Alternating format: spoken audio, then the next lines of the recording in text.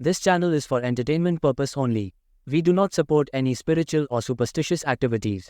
ये चैनल केवल मनोरंजन के उद्देश्य के लिए है। हम किसी भी आध्यात्मिक या अंधविश्वासिक गतिविधियों का समर्थन नहीं करते। आज संपदा बहुत खुश थी। अजय यानी उसके पति की छुट्टी आखिरकार मंजूर हो गई थी। लगभग 1 साल बाद उसे अपने मायके जाने का मौका मिल रहा था।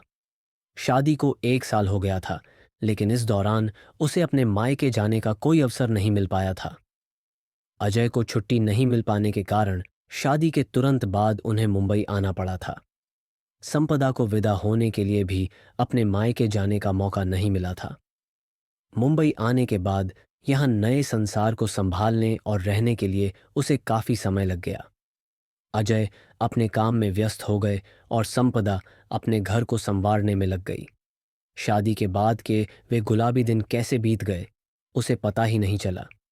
लेकिन अब जब 1 साल पूरा हो गया था तो उसे लगा जैसे वह फिर से अपने पुराने जीवन से जुड़ रही है। धीरे धीरे संपदा को अपने मायके की याद सताने लगी। यह देखकर अजय ने भी 1 हफ्ते की छुट्टी लेकर ससुराल जाने का फैसला किया और आज उसकी छुट्टी मंजूर हो गई। संपदा को बहुत खुशी हुई।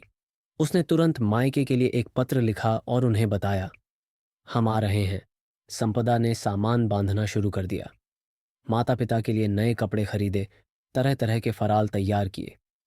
अजय ने भी जाने का दिन तय किया और एसटी के 2 टिकट बुक कर लिए। गांव जाने का दिन आखिरकार आ गया। खाना खाकर दोनों एसटी स्टेशन पहुंच गए। शाम के 6 बजे की एसटी थी। दोनों एसटी में अपनी सीट पर जाकर बैठ गए। घर घर करती हुई एसटी चल पड़ी। गप्पे गोश्तियां करते हुए सफ़र बीत रहा था। जैसे जैसे रात गहराती गई, खिड़की से ठंडी हवा अंदर आने लगी।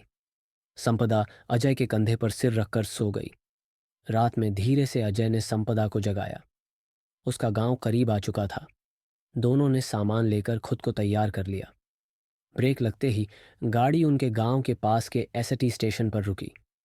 दोनों गाड़ी से उतर गए। स्टेशन पर उन्हें उतारकर कोई नहीं था। वातावरण में सन्नाटा छाया हुआ था। सिर्फ झिंगुरों की किरकिराहट सुनाई दे रही थी। उन दोनों को उतारकर गाड़ी चुपचाप वहां से निकल गई और फिर से सब कुछ शांत हो गया। अजय ने अपनी कलाई पर बंधी घड़ी पर नजर डाली। रात के 2 बज चुके थे। पहाड़ होने में अभी काफी वक्त था। पहाड़ होने के बिना उन्हें घर जाने के लिए टांगा या रिक्शा मिलने की संभावना कम थी। किससे पूछते? वहां उन दोनों को छोड़कर छिटपाखरू भी नहीं था। वहां रुकते तो सिर्फ एक टिकट घर और उसके सामने यात्रियों के बैठने के लिए एक बेंच थी। ठंडी हवा चल रही थी जो शरीर को झंझोड़ रही थी। उसने अपने बैग से 2 शालें निकाली, एक संपदा के ऊपर डाल दी और एक खुद ओढ़ ली। फिर उसने उससे पूछा, अब क्या करें? क्या सुबह होने तक यहां रुकें या चलकर तुम्हारे घर चलें? स्टैंड पर छाई भयानक शांतता उसे सहन नहीं हो रही थी। मध्य ही कहीं से कुत्ते के भौंकने की आवाज आ रही थी। आज अमावस्या है, ये अभी उसे याद आया। उसे किसी भी तरह जल्दी से घर पहुंचना था। मां की गोद में सिर छुपाकर गहरी नींद सोना था। स्टैंड से गांव ज्यादा दूर नहीं था। 1.5 पौन घंटे का रास्ता था, लेकिन वह जंगल से होकर जाता था। गांव जाने का यही एक रास्ता था। वैसे तो सभी लोग आने जाने के लिए इसी रास्ते का इस्तेमाल करते थे, लेकिन सूरज ढलने के बाद चिटपाखरू भी उस रास्ते पर नहीं दिखता था। रात में उस रास्ते को न इस्तेमाल करने की चेतावनी दी गई थी, लेकिन अब उसे इसकी परवाह नहीं थी। उसे जल्दी से जल्दी घर पहुंचना था। दोनों ने धीरज दिखाते हुए उस रास्ते से चलने का फैसला किया। आंख में उंगली डालने पर भी कुछ दिखाई नहीं दे रहा था। इतना अंधेरा उस रास्ते पर छाया हुआ था। घाट से होकर वह रास्ता जाता था। अमावस्या की काली रात मन में और भी डर पैदा कर रही थी। अजय ने बैग से टॉर्च निकाला और उसकी रोशनी में दोनों चलने लगे। चलते चलते काफी समय बीत गया, लेकिन वे गांव तक नहीं पहुंच पाए। गांव का कोई सुराग नहीं मिल रहा था। वे एक बड़े बरगद के पेड़ के पास पहुंचे। झींगुरों की किरकिराहट के अलावा वहां कुछ भी सुनाई नहीं दे रहा था। हालांकि पानी की खलखल की आवाज सुनाई दे रही थी। चलते चलते वे थक चुके थे। गांव का रास्ता नहीं मिल रहा था और वापस जाने का रास्ता भी नहीं दिख रहा था। उनकी हालत ऐसी हो गई थी जैसे वे कैंची में फंस गए हों। थोड़ी देर के लिए वह उस बड़े पेड़ के नीचे बैठ गई। अजय वहीं खड़ा होकर बैटरी की रोशनी में आगे का रास्ता ढूंढ रहा था। हवा का ठंडा झोंका उसके शरीर से गुजरा। अचानक एक कोल्हू की आवाज सुनाई दी और उसके बाद किसी के हुंकारने की आवाज आने लगी। ऐसा लग रहा था जैसे कई लोगों ने एक साथ जोर से सांस ली हो। झटके से उसके गर्दन के बाल खड़े हो गए और डर की ठंडी लहर उसके पूरे शरीर में दौड़ गई। उसने अजय को आवाज लगाई। अजय दौड़कर उसके पास आया। उसे इसमें से कुछ भी सुनाई नहीं दिया था। उसने उसे शांत किया और बैग से पानी निकाला। उसने उसे पानी पिलाया। पानी पीकर उसे थोड़ी होश आई। उसने उसका हाथ अपने हाथ में ले लिया और वैसे ही बैठी रही।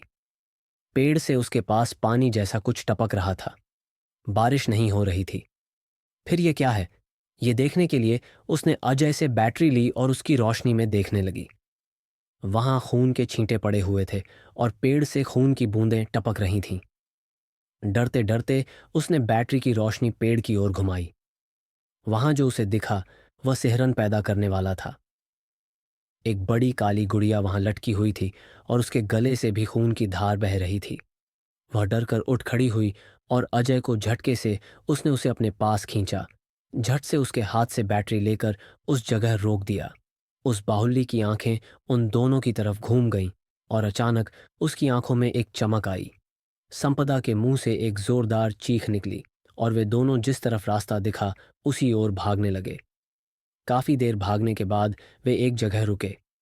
उनकी सांस फूल गई थी और वे पूरी तरह से थक चुके थे। थोड़ी देर रुकने के बाद उसे फिर से वही पानी की आवाज सुनाई दी। डरते डरते उसने आगे बैटरी की रोशनी फेंकी। वहां वही घुमावदार पेड़ था। वे फिर से वहां से भागे और कुछ देर बाद फिर उसी जगह पहुंच गए। बार बार भागने से उनकी हालत बिल्कुल थकावट भरी हो गई थी। उन्हें चक्कर आ रहा था। वे बार बार उसी बरगद के पेड़ के पास वापस आ रहे थे। अब उनमें भागने की ताकत भी नहीं बची थी। वे वहीं खड़े रह गए। तभी अचानक उन्हें किसी के हुंकारने की आवाज सुनाई दी। साथ ही दूर कहीं से कुत्ते के रोने की आवाज भी आ रही थी।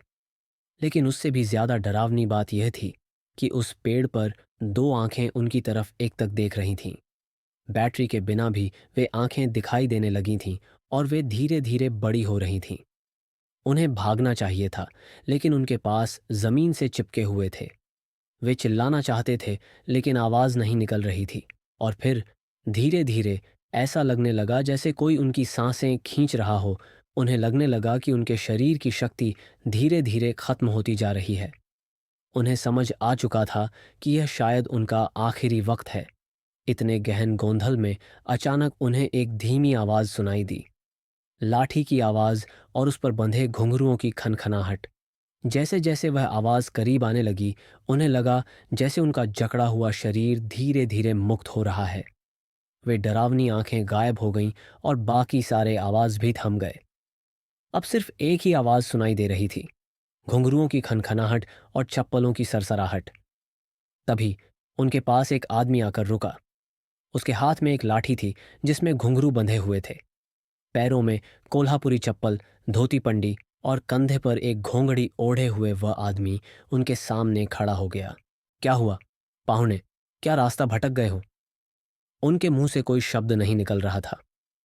गांव कौन सा है? कहाँ जाना चाहते हो? पानेरवाड़ी। किसी तरह अजय के मुंह से शब्द बाहर निकले। वाह, मुझे भी तो वहीं जाना है। पाटिल ने बुलावा भेजा था, इसलिए मैं तुरंत निकल पड़ा। चलो, मेरे साथ चलो, मैं तुम्हें रास्ता दिखाता हूं। उसने हाथ बढ़ाकर उन्हें उठाया। उसके स्पर्श से उनके शरीर में गर्मी की एक लहर दौड़ गई। वे चुपचाप उसके पीछे पीछे चलते रहे। गांव की सीमा पर पहुंचे तो डोंगर के बीच से सूरज उग रहा था। उसने इधर उधर देखा, लेकिन कोई दिखाई नहीं दिया। वह आदमी जैसे अचानक आया था वैसे ही अचानक गायब हो गया था। वह आदमी, उनके लिए यह एक पहेली बन गया था कि वे घर कैसे पहुंचे। सबसे मिले, नहाया धोया, नाश्ता किया और फिर उन्होंने सबको वह पूरी घटना सुनाई। सबके चेहरे डर से सफ़ेद पड़ गए। संपदा की माँ ने नमक और मिर्च लेकर उनकी नज़र उतारी। फिर उसने इशारे से संपदा के पिता को बुलाया और उनके हाथ में कुछ सामान से भरी एक थैली दी। वह थैली लेकर उसके पिता चले गए। जब वे चले गए तो संपदा ने अपनी माँ से पूछा, ये सब क्या है? माँ ने जवाब दिया, कल तुम पर एक बहुत बड़ा संकट आया था। रात में उस बरगद के पेड़ के पास जाने वाले लोग अक्सर जिंदा वापस नहीं आते, और कल अमावस्या की रात थी जो मेरे डर को और बढ़ा रही थी। लेकिन हमारे रक्षक ने मेरी भक्ति सुनी और तुम्हें बचा लिया। उसने तुम्हारी और जावई बापू की लाज रखी और उस संकट से सकुशल बाहर निकाल लाया। उसने तुम्हारी रक्षा की। संपदा ने पूछा, ये कौन आई है और ये रक्षक कौन है जो पूरे गांव का है? जो कोई भी उस जंगल में फंस जाता है उसे सकुशल बाहर निकालता है, और जो व्यक्ति बच जाता है वह नारियल और पान देकर उसका एहसान चुकाता है। इसीलिए मैंने तुम्हारे बाबा को उसके मंदिर भेजा है। ये सुनकर संपदा हैरान रह गई और उसने अपने ऊपर आई इस संकट से बचाने के लिए उस रक्षक का आभार व्यक्त किया। दोस्तों, ये थरारक भयानक कहानी आपको कैसी लगी? कमेंट में ज़रूर बताएं। जल्द ही मिलते हैं एक और थरारक कहानी के साथ।